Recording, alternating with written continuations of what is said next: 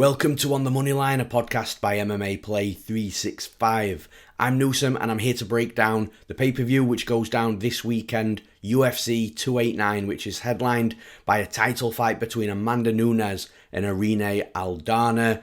Admittedly, look, this is one of the weaker pay-per-views that I can remember and recall off the top of my head.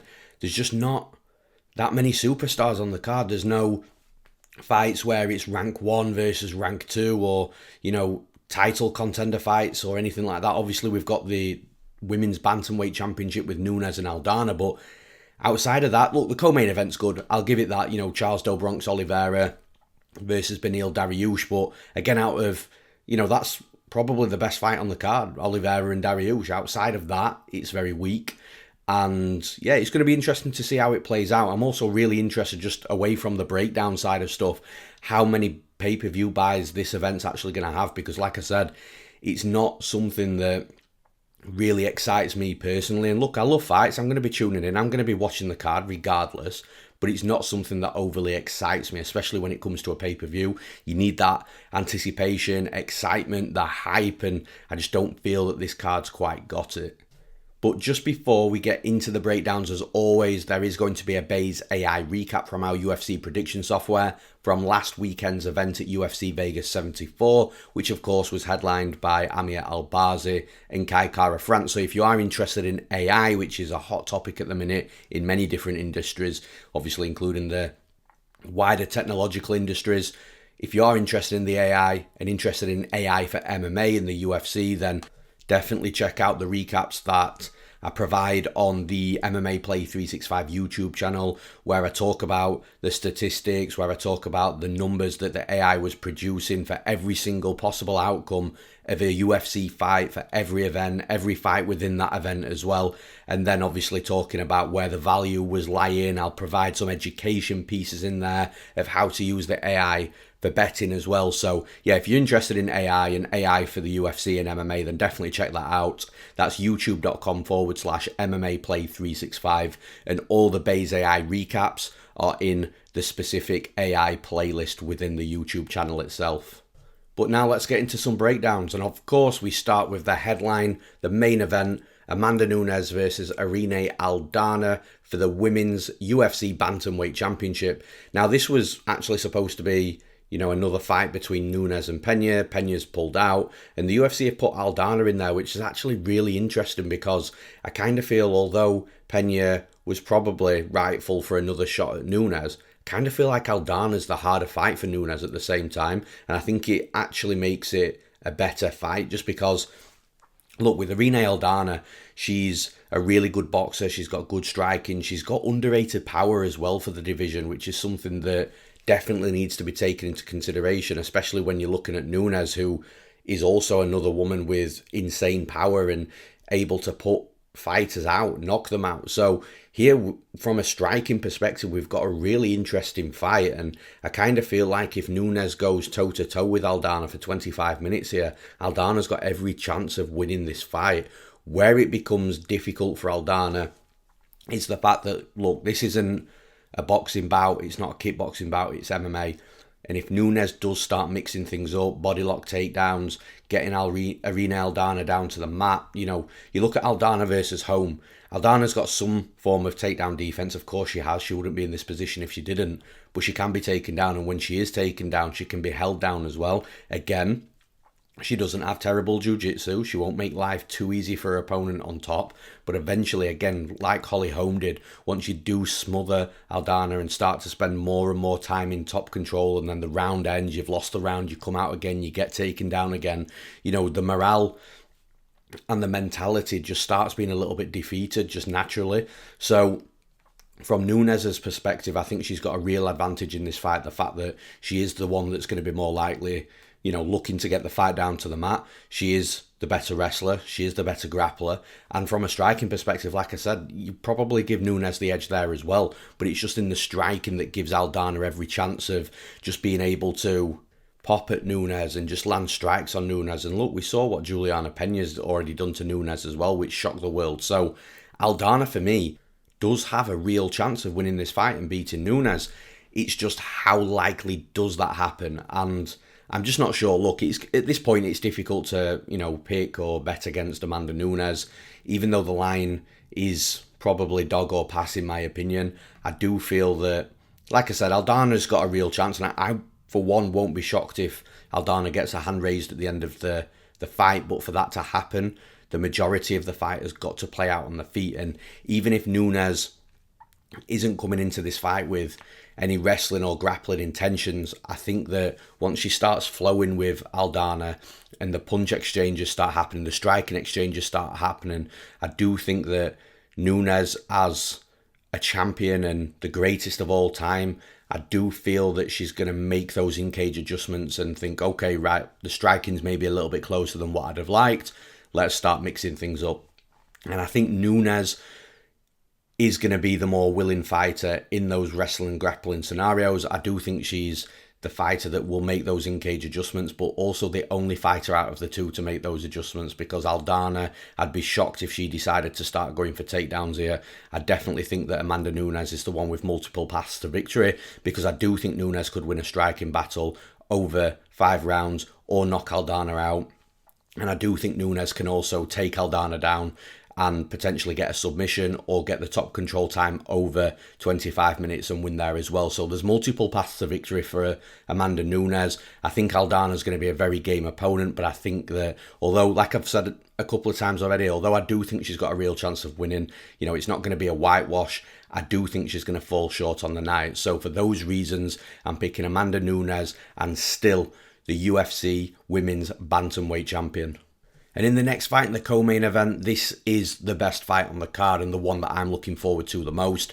We've got Charles Do Bronx Oliveira versus Beneil Dariush. Now, for Oliveira, this is going to be his first fight in a long time that's going to be outside of 5 rounds. We've only got 3 rounds of Oliveira this time. Of course, he's not the champion anymore.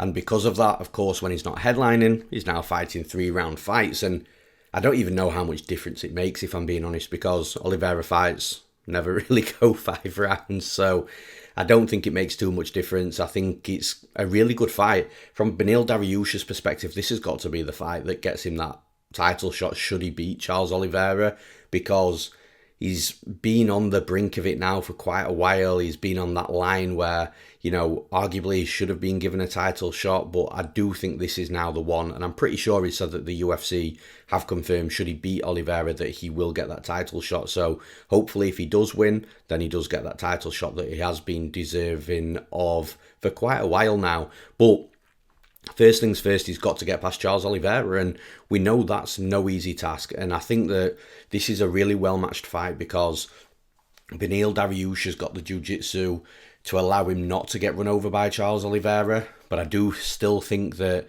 if we see a lot of moments grappling in this fight, I still think Charles Oliveira is the better grappler. Although, we know Dariush is no joke. He's solid, he's capable, and he's normally the better grappler in pretty much every fight that he fights in. But in this specific fight, I don't think he's the better jiu-jitsu player.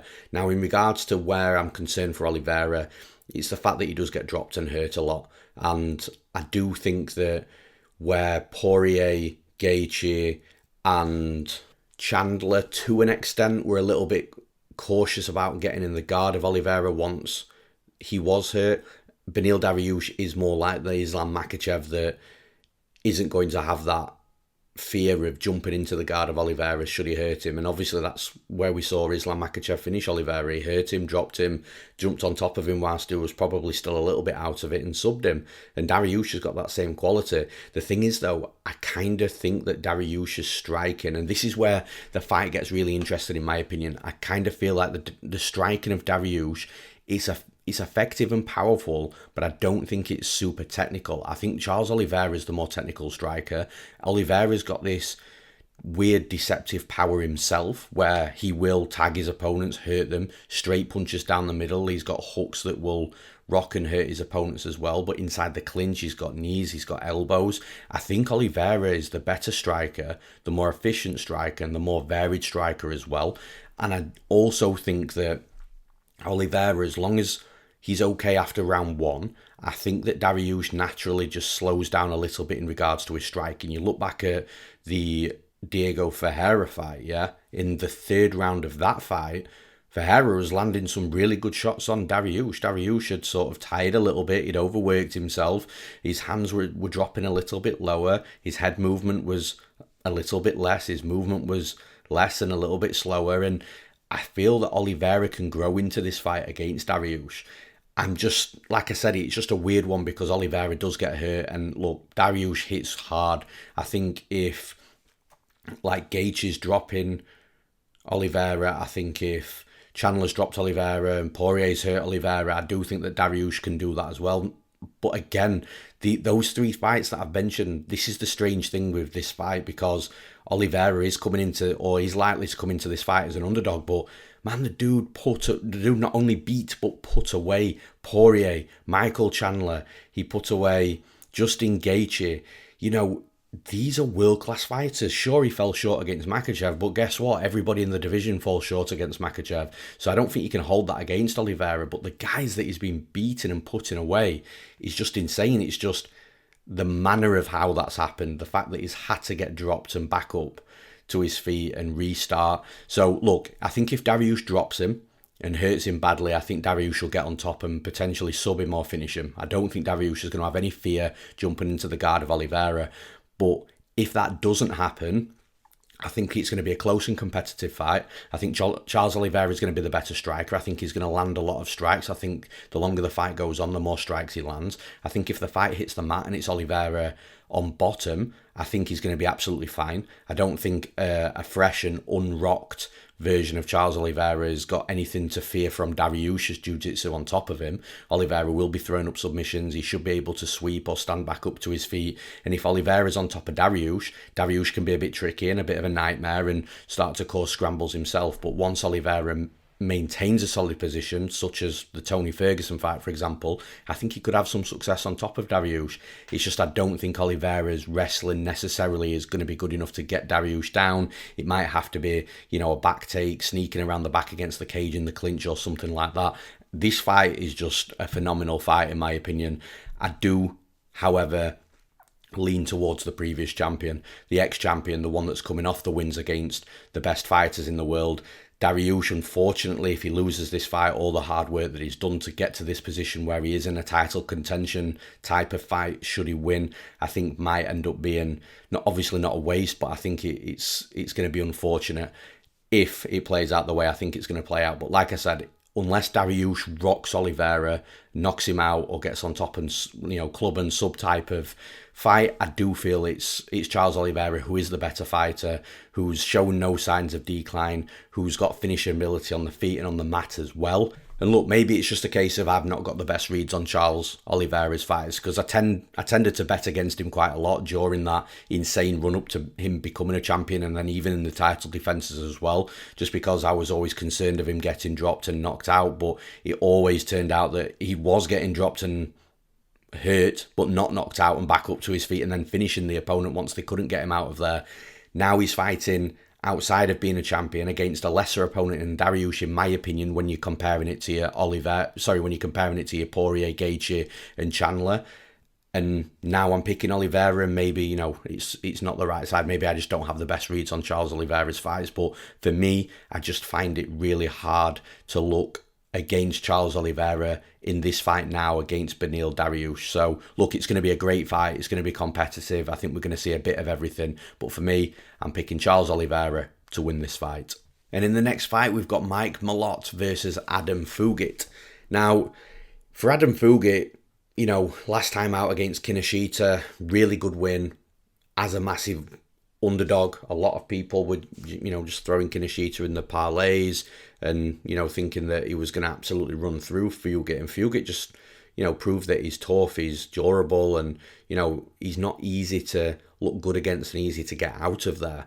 Mike Malott, on the other hand, is a fighter that, you know, for me, I quite like Mike Malott. I think he's a fighter that's a little bit flying under the radar, that's got some decent qualities and decent skills. He's got a good all-round game. He's got good striking. He can wrestle. He can grapple. He's got knockout power, a submission game. So he can do it all as well. Now, for this fight, I feel that Mike Malott is just a better version of Fugitt. Like, I don't think Fugitt's going to be able to land, you know, insanely hard shots on Malott in with enough consistency to be able to start hurting him, rocking him, knocking him out. Of course, we know anything can happen with these 4-ounce gloves at the UFC level, but, I think Mike Malott's better than that. And I just kind of feel that when you're looking at all the individual disciplines, the striking, I think Malott's better in regards to speed, movement, volume, power. And then when you look at the wrestling, I think Malott's probably the better wrestler. And then when you look at him in regards to the grappling, I think Malott's likely the better grappler as well. So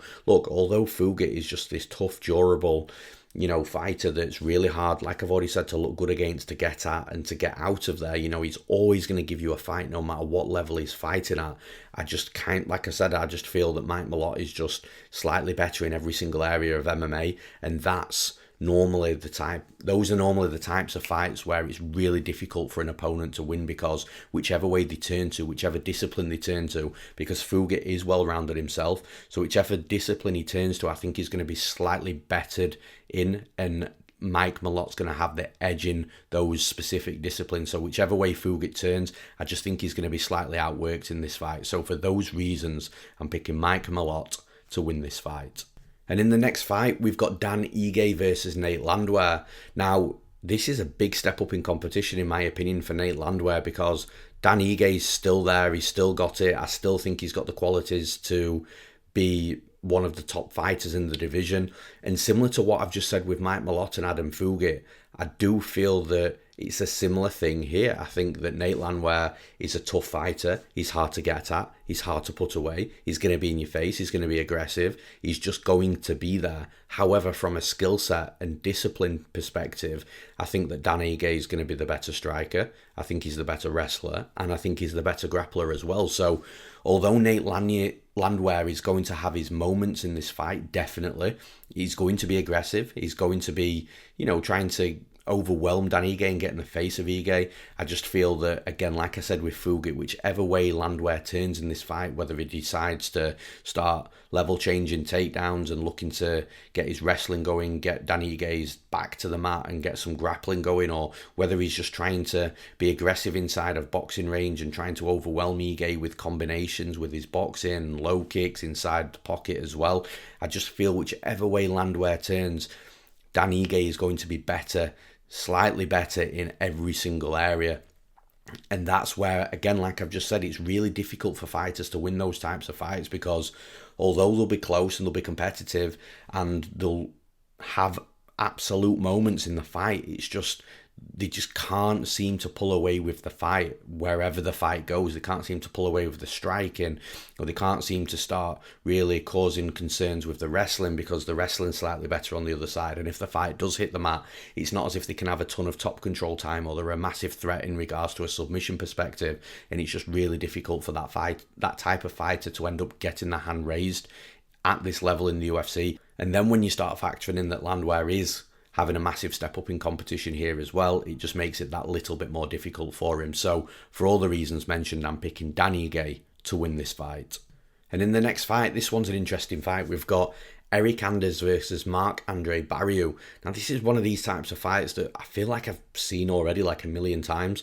And in the middleweight division in the UFC, there's a group of fighters that are all in that mid-range quality that all seem to just fight each other, like the Meerschaerts, and there's a ton of other fighters that I can't think of off the top of my head, but you'll know what I mean. Julian Marquez's and Kyle Dorcas is one of them. And again, all previous opponents of the two fighters that we've got here. So the other similarity is both of these fighters can go on, 1, 2 or 3 fight losing streaks, but then they can look great for the next 2 or 3 fights, and you're thinking, wow, like they've turned a corner, but then they fall straight back into the same sort of poor form as what they had before that winning streak. So what I'm trying to say is there's a lot of inconsistency within this mid-range UFC middleweight types of fights, where they're all really well matched and they're all close and competitive fights.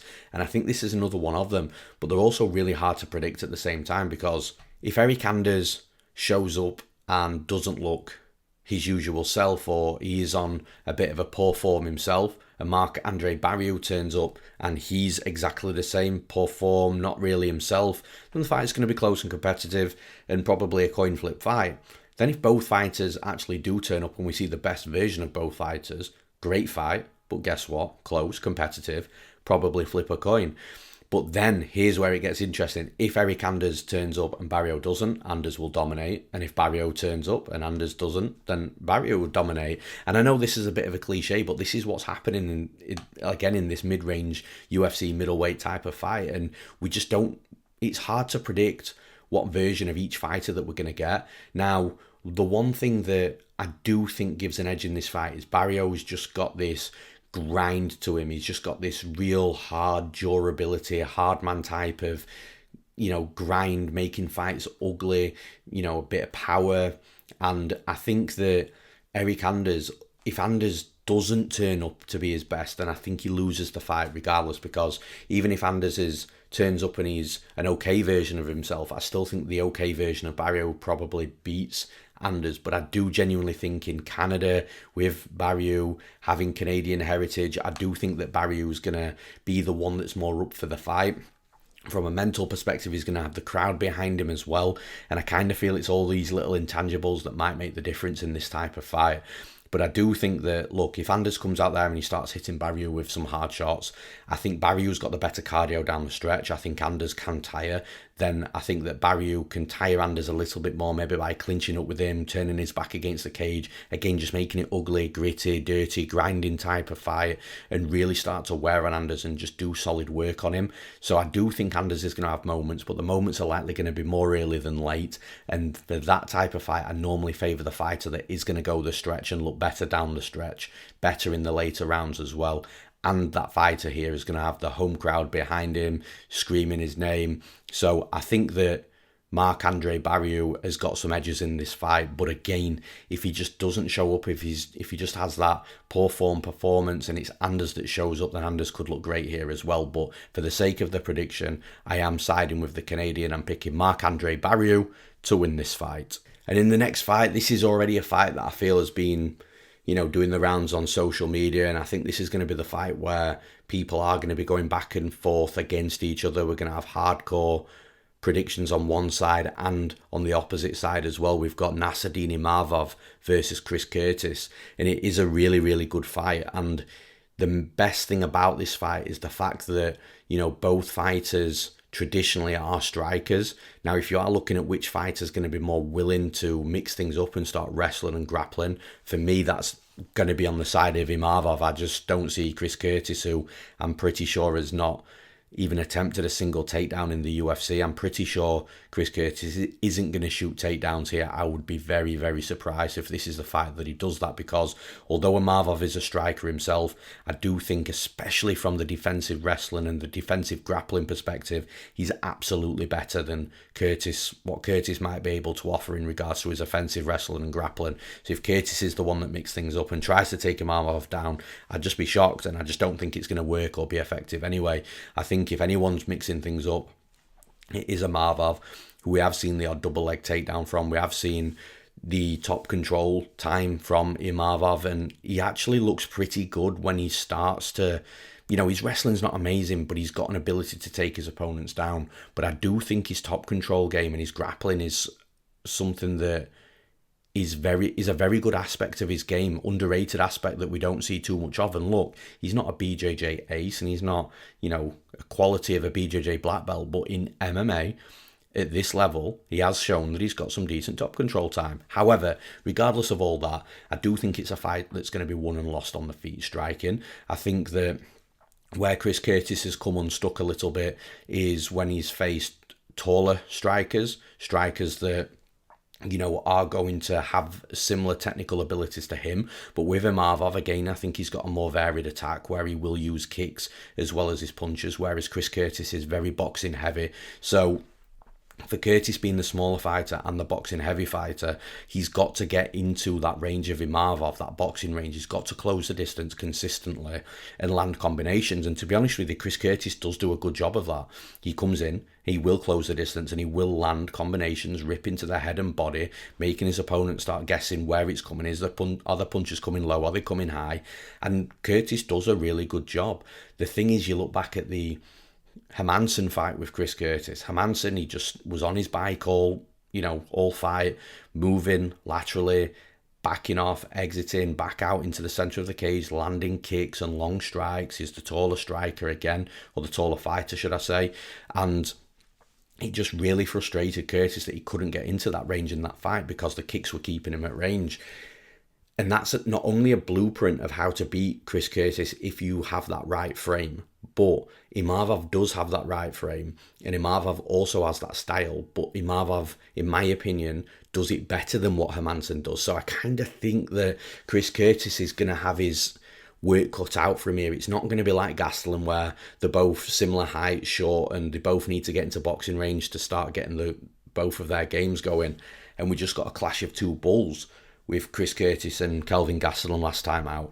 Imavov's a different fighter, and from a striking stylistic perspective, he should have edges. Where it gets a little bit concerning for Imavov, though, is the gas tank, and we saw that in the Hermansson fight as well, because, look, you've got to analyse everything in the fight, and although Hermansson looked great and frustrated Curtis, because of all that movement that Hermansson had to do inside the cage, he ended up tiring out. And we've seen Imavov tire out in third rounds as well. So it might be a case of, look, Imavov does some great work round 1 and 2, and then it's getting very close in round 3, and Curtis is putting the pressure on and looking for a knockdown or a knockout or something to just really get him advancing in that third round to potentially finish the fight. That is a concern from Imavov's perspective. So, look, this is MMA, and there's no clear-cut fight that's easy and, going to be without concern from the other side. And that's Imavov. That's Imavov and his issues in this fight, in my opinion. The gas tank, I think Curtis could put it on him late. But like I said, from a striking stylistic perspective, is towards Imavov, in my opinion. He should have the edge there. And then when you think of the more willing wrestler and grappler, how much it's factored in, I don't know. I don't think it's going to be a great deal, if I'm being honest. But analysing that as well, I do think it's something that has to be taken into consideration as a multiple path to victory perspective. So yeah, look, I think Imavov, it's going to be a close fight, a competitive fight. I think Curtis is going to have his moments. I think both fighters are going to end up in a firefight, and in that type of fight, it could go either way.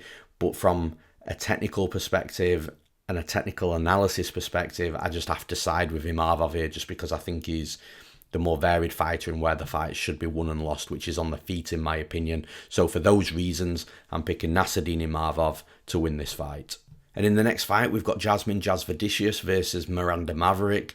And again, it's going to be a pretty similar breakdown to, a couple of fights that I've already done, the Mike Malott fight, the Dan Ige fight, because I kind of feel that both fighters are very similar in style. It's just Miranda Maverick is the better version of Jasmine Jasudavicius. So this is going to be a real mouthful, by the way, Jasmine Jasudavicius and Miranda Maverick. So, but yeah, I feel like they're very similar fighters. I think that Maverick's going to be the better striker. I think she's going to be the better wrestler, or maybe the better wrestler. I'm not sure. This is the thing, like Jasmine Jasudavicius, the one side of Jasudavicius's game that is really good is the wrestling.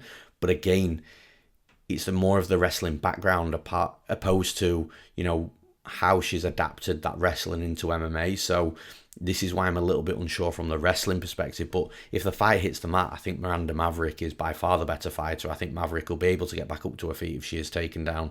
I just think she'll be able to defend takedowns anyway. And if there is any takedowns, successful takedowns, I do think they're more likely to be on the side of Maverick.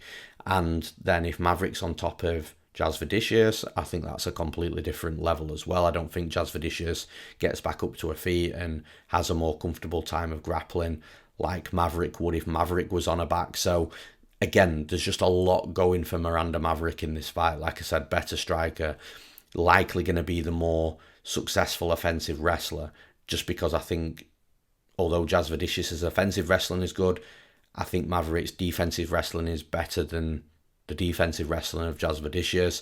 And then if the fight hits the mat, if Maverick's on her back, I think she'll get back up. If she's on top, I don't think Jasudavicius does. So you can see where this fight's going.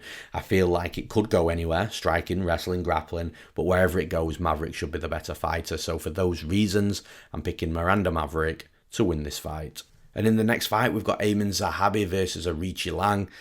And I think this could be a pretty explosive fight, if I'm being honest, because look, I've never been sold on Aiemann Zahabi. At least I don't think I have in memory, even though he had a lot of hype on him when he first came into the UFC, because obviously he's the brother of, Firas Zahabi, who owns TriStar, one of the original OG gyms in MMA. But I'm pretty confident in saying, look, he's never really turned out to be what a lot of people thought he was going to be. But with that being said, Zahabi has done decent in his last couple of fights. You know, he got a big knockout win against Draco Rodriguez. Then he went in there against Ricky Tercios. That was the surprising one for me, because I did think Tercios was going to run through Zahabi with speed, movement. Again, I just thought he had Zahabi's number wherever the fight goes. But Tercios, I don't know what it was with Zahabi, whether Zahabi just didn't engage how Tercios expected him to, and therefore it threw Tercios off his game a little bit and he couldn't get anything going, and then Zahabi started being able to pick away at him. But even when you go back and look at that fight, it's not a fight where, you know, Zahabi's put it on Tercios over 3 rounds and looks super effective and impressive. You know, Zahabi did a decent job. He did just enough to be able to win the fight against Tercios. So it wasn't anything that really blew me away. So again, it's not the type of performance that's making me change my mind in regards to me being sold on Zahabi as a fighter. Now, with Aoriqileng is, you know, not the best fighter from a defensive striking perspective. Like, he leaves himself open to be hit, but the dude's durable. He's one of these types of fighters that he'll try and overwhelm his opponent, get in the face of his opponent, and just won't be easy again to get out of there. And when you hit him with your hardest shots, he's still going to be there. But again, the worrisome side of Aoriqileng's game is, you know, we've seen it a couple of times in round 3. You know, he's battered his opponent round 1 and 2. He's knocked them down a couple of times. Then it gets to round 3, and you're thinking, well, all he has to do is just see this round out. If he doesn't get a finish, fine, he's going to get a decision. But then he gets caught in these brawls and wars when he's a little bit more tired, and then his hands start dropping and his opponents start being able to land clean on him, and you know, it's the last 10 seconds and his opponent's got his back against the cage and landing a barrage of strikes in combinations, and you're thinking, oh my god, Aoriqileng could go down at any time here, but then he survives and then wins the 29-28. So it's not as if Aoriqileng comes into this fight without some issues himself. It's just, like I say, I'm not really being sold on Zahabi. He's 35 years old now as well, so I just cannot see any sort of changes or advancing developments and improvements within his game. And again, I could be wrong, but at 35, it's not very common we see that. I think Zahabi is a finished product at this point in regards to not him being finished as a fighter, but, you know, a fighter that's not going to, you know, the version that we see of Zahabi now is probably the same version we're going to see for the next 3 or 4 fights and have seen for the last 2 or 3. So I don't think Zahabi's going to look too different. And I think if we get the same Zahabi that we have got in his previous couple of fights, and, you know, even in his UFC career, I just don't think Zahabi's improved too much. I think Aoriqileng can put it on Zahabi. Zahabi does have a habit of finding some decent holes where he can land a hard shot or two. So, you know, Aoriqileng's got to be careful of that. But I think Aoriqileng's durable enough here to be able to take those 1 or 2 shots and then bang, fire a hard combination himself, potentially hurt Zahabi. I just think Zahabi's not going to be able to keep up with the volume, the work rate, the pace and the pressure that Aoriqileng provides in his fight. So for those reasons, I'm picking Aoriqileng to win this fight. And in the next fight, we've got Blake Bilder versus Kyle Nelson. Blake Bilder coming off the win against Shane Young in his UFC debut. I cashed Bilder there as an underdog. I think it was like plus 130 or plus 135 maybe. I can't remember the exact number, but a really good cash. A fight that ended up actually closer than what I anticipated. But, you know, Blake Bilder, UFC debut against Shane Young. That, you know, you can say what you want about Shane Young, but he's going to be there. And he's going to give a performance, and he's going to make it not easy for an opponent, especially at the level of, you know, someone making the UFC debut. But Blake Bilder did the job. He, again, didn't really look too much himself, but there could have been some debut jitters in there. Kyle Nelson, though, I think that Blake Bilder's a bigger favourite in this fight than what I expected him to be. But at the same time, I did expect Bilder to be a favourite. He's roughly around minus 200, minus 250, depending on what bookies that you're looking at. But Bilder for me here is, as long as he doesn't get caught with a big punch from Nelson, because Nelson does hit hard, you can't take that away from Nelson. I think Bilder's going to have a lot of success in this fight. Bilder's a good striker himself, power himself. He's just got to be careful that he doesn't get sloppy, lose any sort of concentration and get knocked out. But outside of that, I think that Bilder could beat Kyle Nelson over a 15-minute kickboxing fight. I think that Bilder can take Nelson down. I think Bilder's going to be absolutely the better grappler on top. I think if Bilder does get Nelson down, he's going to sub him. I genuinely think the gap in skill between Bilder and Nelson's grappling is massive in this fight, and that's where Bilder should focus getting the fight, in my opinion, because like I say, I think if Bilder gets Nelson down, two things: I don't think Nelson's getting back up to his feet after a takedown and being settled on his back, and I think that Bilder has every chance of subbing Kyle Nelson.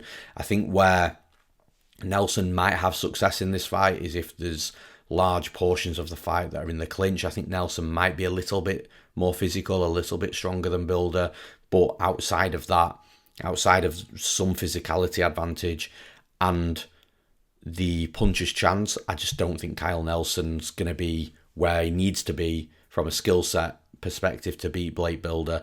I think Bilder, like I said, he's going to have some success striking, but I do think he's going to get his wrestling going, get Nelson down to the mat, and I do think he's going to get him out of there as well. So for those reasons, I'm picking Blake Bilder to win this fight. And in the next fight, we've got David Dvorak versus Steve Erceg. Now, Dvorak was supposed to fight Matt Schnell. Matt Schnell's had to pull out. I really don't know who's got the unluckiest career in the UFC out of Matt Schnell and Alex Perez, who I think were due to fight each other about 4 or 5 times as well, and that never happened. But look, Matt Schnell's out, Steve Erceg's come in. And look, Steve Erceg was due to fight in the UFC and make his debut, I think it was a couple of months ago, so he has been preparing for a fight at this level in the UFC as well. He's known that the UFC have signed him, so it's not as if it's a short notice opponent where he's coming into the UFC having no idea that the UFC were looking at him, or sofa surfing straight from that sofa into the cage either. You know, he's been training, he's been active, he knows that he will have had a fight booked after his last fight fell through. And look, Steve Erceg, he reminds me of a lesser version of Brandon Royval. You know, he's a bit long, he's a bit skinny, but he's got, you know, he's happy striking, even though it's not the most technical striking. He'll throw down, he has no problem exchanging punches, but then he's got a really good grappling game, and that's where his bread and butter lies. He's a grappler, and a good grappler, good submissions, and I think that he could pose David Dvorak some problems here. Does he get the job done? I'm not sure. Does he finish Dvorak? I think it's tough to ask.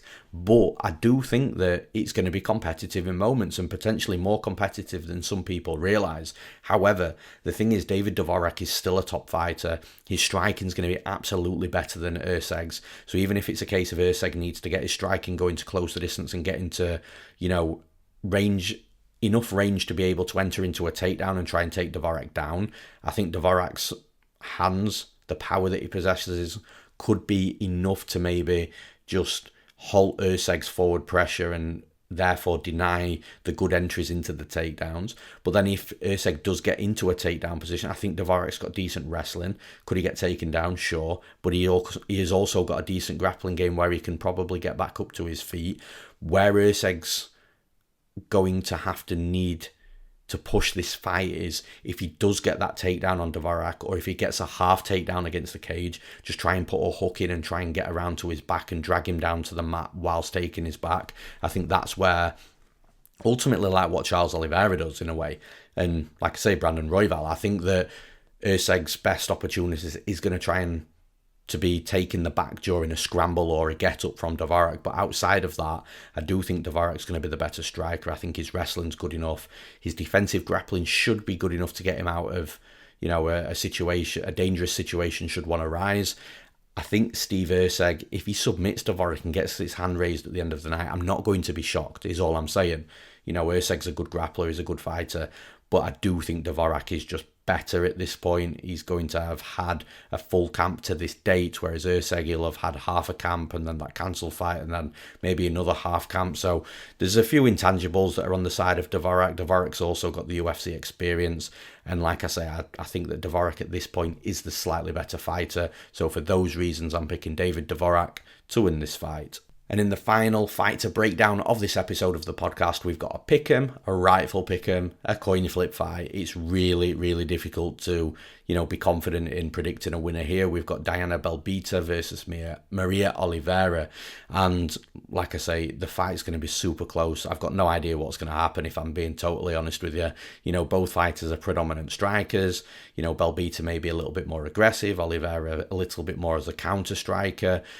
Belbita being a bit more, you know, pressure heavy boxing type of striker, whereas Maria Oliveira is definitely more of a Muay Thai type of striker. Then when it comes to the wrestling, both fighters will mix in sporadic, takedown attempts, whether that be a trip or a throw or a drag down. But then both fighters aren't really solid grapplers either at this level in the UFC. Again, predominant strikers, and that's fine as long as they've got a predominant strong side.